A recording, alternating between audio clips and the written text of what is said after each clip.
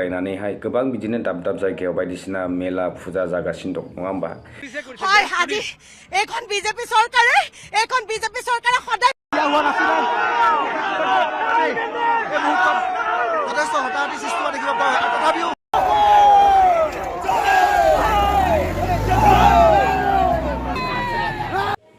hello SP ब्लगनि नायगिरि नोंथांमोन फिन खनसे हेलो एसपी ब्लग चेनेलाव बयखौ आंनि गोसो गोरबोनिफ्राय बरायनाय थाग्रोबाय दासान्दि गोबां जानाय लोंनायजों लोगोसे रंजा बाजायैहाय बोसोर गोजामखौहाय बिदाय हरबाय आरो बोसोर गोदानखौहाय बयबो बरायनानैहाय गोबां बिदिनो दाब दाब जायगायाव बायदिसिना मेला फुजा जागासिनो दं नङा होमबा स' नैबेनिनो मोनसे भिडिअ क्लिप्स ससेल' नैबेखौहाय जोंनिनो सासे नायगिरि बिथाङा आंनि वाट्सएपनि थ्रुयै बिथाङा फोरमायहरदों आरो बे भिडिअखौ लानानै फंनैसो खोथा बुंनो होनायलाय आङो भिडिअनि गुबै थांखिसिम थांनायनि सिगां नैबेखौहाय नोंथांमोननो दिन्थिनो होननानै सानदों आरो बेनि फारसे फंनैसो बुंगोन आरो नोंथांमोना नैबे क्लिप्सखौ नायबानो जाबाय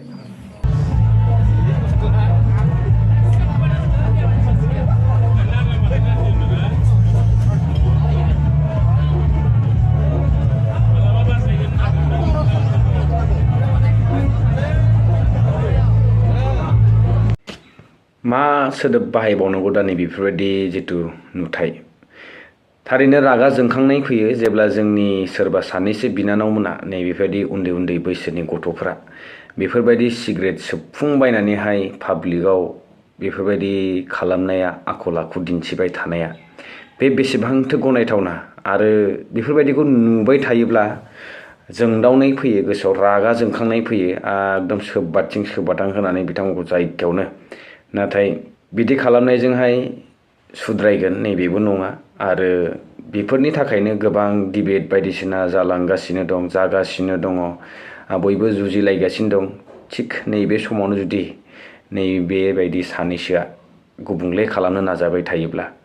बोरैहाय जोंनि गेजेरावहाय मोनसे मोजां गोजोन समाज सोंखारि जायि बयजोंबो गनायजानाय बयजोंबो मिनिजायि बोरैहायथो जों बेफोरबायदि जानो हाबावगोन जुदि दिनैनि समावहाय नैबेफोरबायदि सानैसो सुबुङा दासिमहालागै बा बिथांमोननि गार्जेन्सफोरा बुजियालासे नैबेफोरबायदि बहा थांदों मा मावदों मा मावाखै बेफोरखौ एसेबो खौरां लायालाबासिनो हरदि हरला बेफोरबायदि बेरायग्लांलाबायनानै नैबेफोरबायदि गाज्रि आखल आखु दिन्थिनाय जियानो हक रायजो नोंथांमोना नैबेनि फारसे मा बुंनो सानो कमेन्ट बक्सआवहाय फोरमायहरनो हागोन बयनिबो गार्जेन्स दङ बिथांमोनखौ सामलायग्रा बयहाबो न'खराव मानसि दङ समाजाव मानसि दङ बिथांमोना नायनांगौ बेफोरखौ आरो हाजासे मानि बेफोरबायदि खालामग्रा बिथांमोना नैबेफोरनिफ्राय जानगाराव थानांगौ जाहाथे जोंनि हारिनि फारसे सोरबा आसि थुनानै जोंखौहाय सोंखारिनो खाबु मोना माखासे आपडेट्स होनो गोनां दङ भारत ज'डो यात्रा नैबे जोंनि आसामावहाय नर्थ इस्टआव दासान्दि राहुल गान्धी बिथांनि दैदेननायावहाय सोलिगासिनो दङ आरो बिथांमोना दिनैनि समाव खानापारायावहाय बिथांमोना रेलि खालामनायावहाय किसुमान बाधा होनायखौहाय नुनो मोनदों नैबेयावनो जोंहा APCCनि मानगोनां प्रेसिडेन्ट भुपेन बरा बिथांखौहाय पुलिसनि गाग्लोबनायावहाय नारखां नारसि जानायाव बिथांखौ गोग्लैना थानायबो नुनो मोनदों आरो बिथांमोना रागा जोंनायखौ दिन्थिदों आरो थारैनो जों बुंनांगोन मोनसे डेम'क्रेसि हादोरावहाय गावनि पलिटिकेल स्ट्रेंथखौहाय बा बेफोरबायदि रेलि खालामनायनि मोन्थाया बयबो मोननो हानांगौ बेल' नङा जे रुलिंआव थानायल' बिथांमोना माने पावारखौहाय बाहायनानै गावसोरल' माने जेरै गोसो जायो ओरैहाय माने बाहायबाय थागोन आरो बेराफारसेथिं अपोजिशनखौ खुनु बेफोरबायदि सुजुग होआब्ला डेम'क्रेसिया माबोरै थांनानै थागोन स' बिथांमोना दिनैनि समाव जितु खुंथाय गोहोआव दङ गिनो नाङामोन आरो थिग बिदिनो जोंनि BTR हालामावबो बिथांमोना दिनै गावसिनि पावार गोहोखौहाय माखासे रुलिंआव थानायफोरा दिन्थिनो नाजानायखौ जों नुनो मोनबाय थादों थारैनो जुदि बिथांमोना गावसोरनि फारसे फोथायनाय दङब्ला बा बिथांमोना मोजां खामानिखौ मावनानै रायजो राजानि अननाय सिबिनायखौहाय बेफोरबायदि वान साइडेड माने गोहोखौ दिन्थिबाय थानानै किसुमान गोहोखौ गावसिनि आखाइ मुथियाव लानानै बेफोरबायदि बाधा होनायनिफ्राय बिथांमोना मा मुलाम्फा जागोन रायजो राजाफोरनि गेजेरावहाय मोनसे गुलाय गुजाय थासारि सोमजियो आरो बिथांमोना कनफिउज जायो नैबेफोरनि फारसे बिथांमोना गावसिनि रागा जोंनायखौ आरो अख्रायै जुदि नोंथाङाबो जुदि अख्राजों जुजिबाय थायोब्ला सोरबा सासेयाथ' एसे सिरि जानानै खोथाखौ सल्भ खालामनो नाजानांगोन थ' थिग बिदिनो राहुल गान्धी बिथांखौहाय नुनो मोन्दों बास सायावहाय गसंनानै बिथाङा रायजो राजाफोरनो मेसेज हरनाय आरो लोगोसेनो APCC नि मानगोनां प्रेसिडेन्टआ बिथाङा मानगोनां जोंनि CM सारखौहाय हेमन्त बिश्व शर्मा सारखौहाय गुन्दा होननानैहाय बिथाङा बुंदों बिथाङा गुन्दा बाहिनी दिनै जोंखौ बेफोरबायदि गाग्लोबदों होननानैबो फोरमायदों आरो रुनिकाटा रेन्ज जोंनि बिटिआर हालामनि मा जागासिनो दङ दासान्दि रायजो राजाफोरनि नैबेफोरबायदि दावराव सासे रेन्जार तालुकदार नामा नाम बिथाङा प्रानजित तालुकदार नामा बिथांखौहाय माने हरखाबै बेफोरबायदि गामियाव हाबनानैहाय माने बेसर सिबिं बायदिसिना सावग्लुंनानै होनाय बा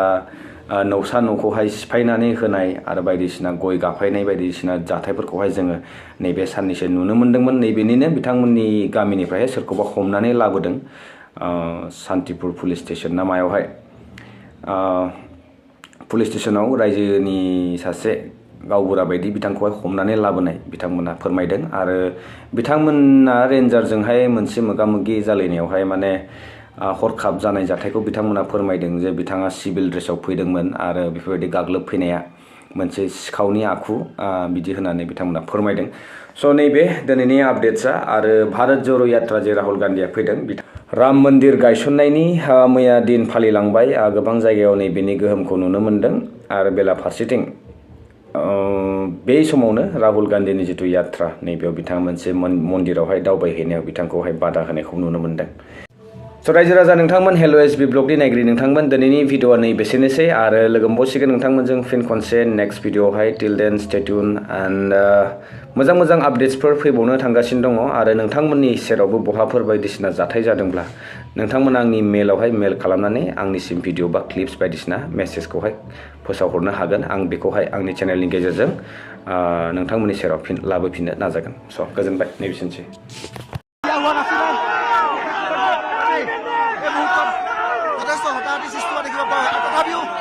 देखिए ये हेमंत बिश्व शर्मा का दादागिरी है वो CM नहीं है वो गुंडा है गुंडा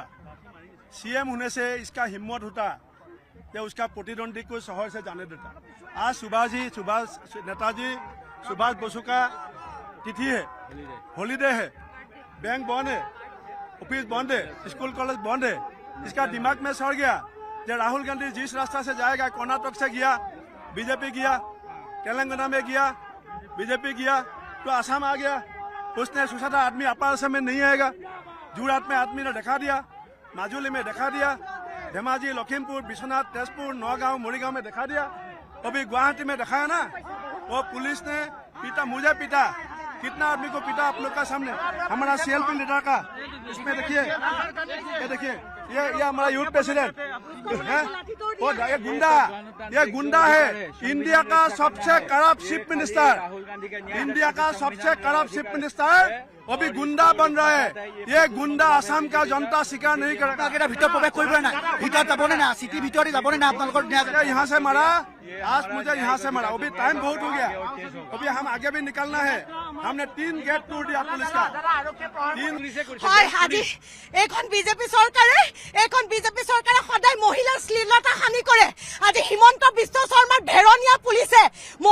মহিলাৰ গাত পুৰুষ পুলিচ আহি আমাক কেনেকে কাপোৰত ধৰিছে অত্যাচাৰ কৰিছে মাৰিছে এয়া হিমন্তৰ যি মহিলাৰ ওপৰত যি অত্যাচাৰ